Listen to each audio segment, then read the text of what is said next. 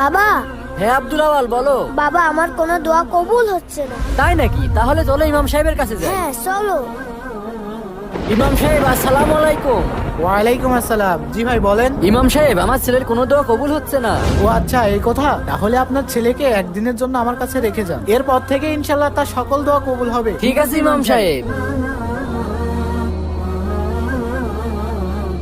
বাবা, তুমি কি করছো?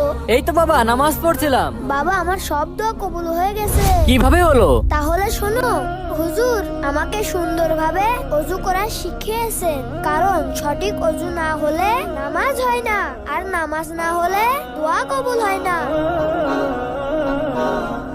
হে আল্লাহ, তুমি আমার বাবাকে নামাজি বানিয়ে দাও। আমিন।